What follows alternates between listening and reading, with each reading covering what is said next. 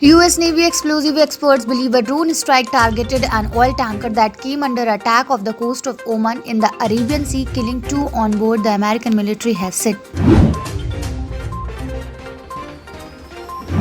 Amid continued standoff with China, the Leh administration is augmenting oxygen supply in the forward areas by adding new plants, a move that will boost the fight against COVID-19 in Zero Mile Village and far-flung settlements along northern and eastern Ladakh.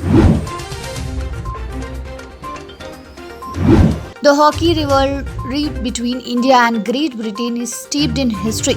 On August 12, 1948, almost a year after India gained independence from the British rule, the Balbir Singh senior-led team blanked the host 4-0 at a packed Wembley Stadium in London to claim independent India's maiden Olympic gold.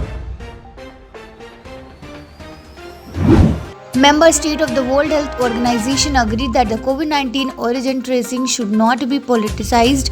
Sputnik reported on Friday, citing Mike Ryan, executive director of the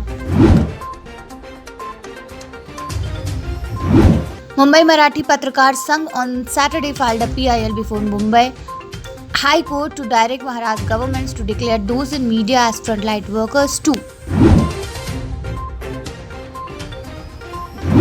The public prosecutors on Saturday informed Bombay High Court that 51 pornographic films were seized from two apps by Mumbai Crime Branch, and businessmen Raj Kundra and Ryan Thorpe were arrested as they had started deleting WhatsApp group and chats and hence destroying evidence.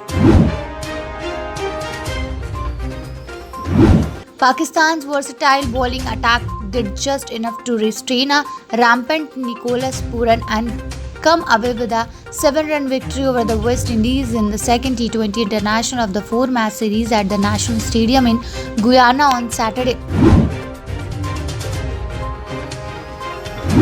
Jharkhand CM Hemant Soren on Saturday gave his nod to recommend a CBI probe into the death of the Dhanbad Additional District Judge Uttam Anand, a day after family members of the deceased met him at his official residence in Ranchi.